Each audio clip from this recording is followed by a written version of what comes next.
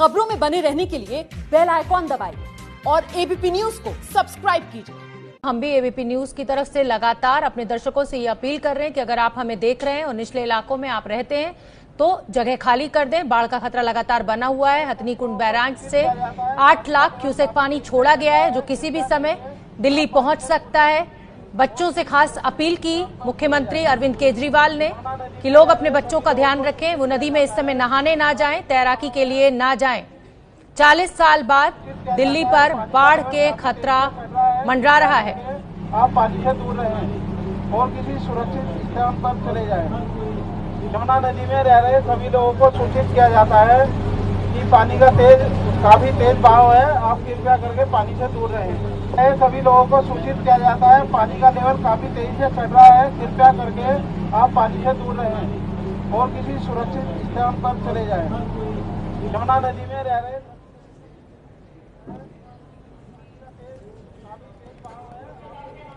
और हमारे दो सहयोगी भी हमारे साथ जुड़े हुए हैं। वरुण जैन हमारे साथ जुड़े हुए हैं, अंकित हमारे साथ जुड़े हुए हैं। वरुण, हम लगातार देख रहे हैं कि मुनादी की जा रही है, लोगों को अलर्ट किया जा रहा है। क्या अपडेट इस समय का? क्या लोग तैयार हैं, कन्विंस हो रहे हैं? क्योंकि जरूरी है अगर अपनी जान बचानी है तो इन इलाकों को खाली करना।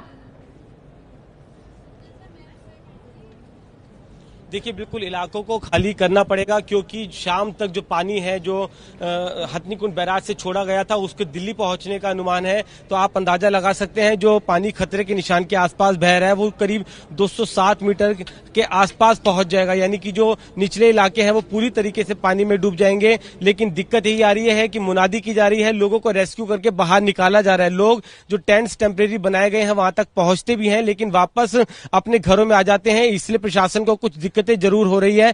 इस वक्त हम बस अड्डे के पास रेस्क्यू बोट क्लब पर है और आप देख सकते हैं जो पानी का जो बहाव है बेहद तेज बना हुआ है और शाम तक जो पानी है वो काफी बढ़ जाएगा क्योंकि जो हथनीकुंड बैराज का पानी दिल्ली पूरी तरीके से पहुंच जाएगा और उसके बाद जो वाटर लेवल है वो 207 मीटर के आसपास तक पहुंचने की आशंका है। तो आप अनुमान लगा सकते हैं पानी का बहाव कितना तेज होगा, निचले इलाके पूरी तरीके से डूब जाएंगे।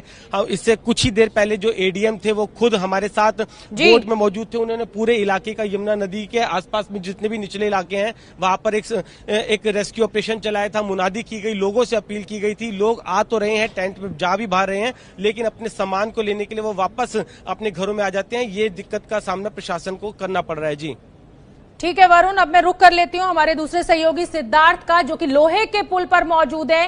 सिद्धार्थ, आपसे जानना चाहेंगे क्योंकि यहाँ पर अब ट्रैफिक रोक दिया गया है तो सरकार की तरफ से क्या सब्स्टिट्यूट व्यवस्था की गई है?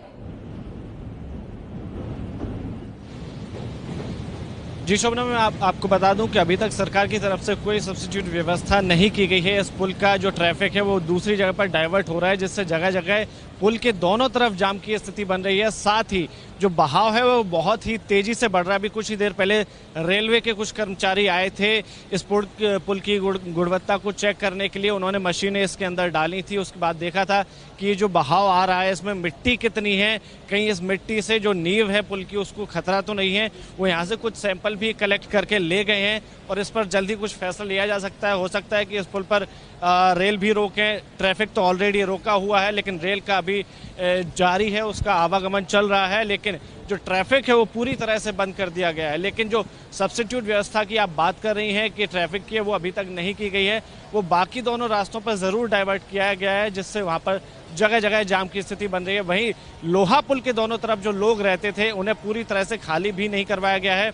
एक तरफ से लोगों को हटवाया गया है, वहीं दूसरी तरफ के जो लोग हैं वो अभी भी घरों में रह रहे हैं, वो अपने सामान को खुद से ही खाली कर रहे हैं। उन्हें ऐसा कोई नहीं है कि जो उनको फोर्सफुली वहाँ से निकाले, क्योंकि ऐसा देखा जाता है हर बार कि लोग अपनी मर्जी से वहाँ से इतनी जल्दी खाली नहीं करते क्योंकि उन्हें खतरे का अंदाज़ा इतना बड़ा नहीं होता है। हो सकता है कि आज रात में पानी इतना ज़्यादा आ जाए, क्योंकि आज सुबह जब हम गए थे तब लोगों के घरों में पानी घुसना शुरू हो चुका था। अभी हालात ये हैं कि लोगों ने अपने जो झुग्गियां हैं उनको रस्सियों से बांधा हुआ है ताकि वो पानी का बहाव बढ़ने से बह ना जाए। लेकिन लोगों ने अभी इलाका पूरी तरह से खाली नहीं किया गया है। ठीक है सिद्धार्थ, अंकित गुप्ता का मैं रुक कर लेती हूँ, आईटीओ पर मौजूद है। अंकित, हमने अभी मुख्यमंत्री अरविंद केजरीवाल को सुना, सभी व्यवस्था की जा रही है, मुनादी हमने सुनी, और क्या सब्स्टिट्यूट व्यवस्थाएं सरकार के द्वारा की जा रही है, क्या अपडेट आपके पास है? ये शोभना, मैं आपको वो जानकारी भी दूंगा और यहाँ की तस्वीरें भी दिखाऊंगा। मैं इस वक्त जो छठ घाट है यहाँ पर मौजूद हूँ। पहले एक तस्वीर आपको दिखाना चाहूंगा। सामने एक डस्टबिन लगाया गया है जो कि एमसीडी की तरफ से लगाया गया है। ये वो जगह है जहाँ पर अमूमन सूखा रहता है, इस वजह से कूड़ेदान लगाया गया है, लेकिन आज वो कूड़ेदान आधा पानी में डूब गया है। पिछले 1 घंटे से मैं यहाँ मौजूद हूँ और करीबन 1 फुट का जलस्तर बढ़ गया है। और अभी जहाँ पर मैं मौजूद हूँ, जो भी दिल्ली में लोग छठ मनाने आते हैं उनको बखूबी पता है ये छठ घाट है। और यहाँ पर अमूमन जब जो है छठ मनाई जाती है तो यहाँ से कुछ मीटर आगे जब जाते हैं तब यमुना नदी में लोग उतरते हैं, लेकिन आज ऐसा नहीं है। आज काफी तेज वेग है। एक और तस्वीर पहले आपको दिखाता हूँ। ये सामने आपको जो है झुग्गियां नजर आ रही होंगी, ये अमूमन झुग्गियां इससे कहीं नीचे थी, लेकिन इनको टेम्परेरी शिफ्ट किया गया है ऊपर की तरफ। और अब तस्वीरों के साथ में इंतजाम की बात की जाए तो जैसा हमने दिल्ली के मुख्यमंत्री अरविंद केजरीवाल को सुना कि जो लोग फ्लड बैंक में है, जो इस जो प्लेन में है जहां पर जो बाढ़ आने का सबसे ज्यादा खतरा होता है, खास तौर पर यमुना के किनारे, उनसे अपील की जा रही है कि वो अपने घरों को खाली करें। लगातार एबीपी न्यूज भी अपने दर्शकों से यही अपील कर रहा है, अगर वो हमको देख रहे हैं, जैसा आपने भी अपील की थी कि अगर जो है वो उस इलाके में है जहां पर बाढ़ आने का खतरा बना हुआ है तो वो अपने जगहों को खाली कर दें,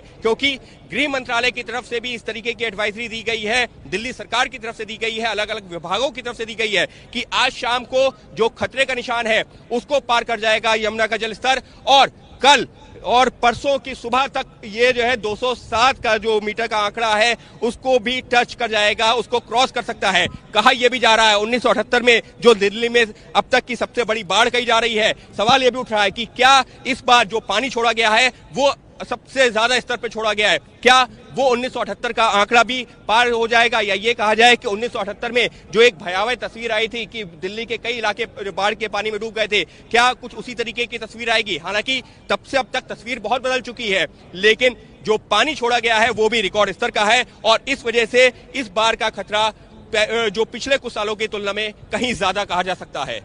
बिल्कुल, पिछले कुछ सालों की तुलना में ये खतरा बहुत बड़ा हो जाता है। लगभग 40 साल बाद इतनी बड़ी मात्रा में पानी छोड़ा गया है। 8 लाख क्यूसेक पानी जो अब से कुछ ही देर बाद, समय कोई एस्टिमेट नहीं कर सकता है, कुछ समय बाद दिल्ली पहुंच जाएगा। देखिए इस साल हथनीकुंड का खतरा कितना बड़ा है। 40 साल बाद बाढ़ का रिकॉर्ड टूट सकता है। 1978 में जब 7 लाख क्यूसेक पानी छोड़ा गया था तो यमुना का जल स्तर पहुंचा था 207 मीटर 49 सेंटीमीटर। कल 8,28,000 क्यूसेक पानी छोड़ा गया है। पिछले 40 साल में सबसे ज्यादा पानी है ये भी कहा जा रहा है कि दिल्ली में सबसे बड़ी बाढ़ का खतरा इस पानी के चलते पैदा हो सकता है। तो लगातार ये ग्राफिक्स के जरिए भी हम आपको दिखा रहे हैं। 1978 में जब 7 लाख क्यूसेक पानी छोड़ा गया था तो क्या यमुना का जल स्तर था, और लगातार मुख्यमंत्री अरविंद केजरीवाल भी लोगों से यही अपील कर रहे हैं कि अगर आप निचले इलाकों में हैं तो उस स्थान को खाली कर दें। सरकार ने सारी व्यवस्था की है, टेंट्स लगाए हैं, उन टेंट्स में आप चले जाएं, वहां पर पीने का पानी भी है, खाने के लिए खाना भी है।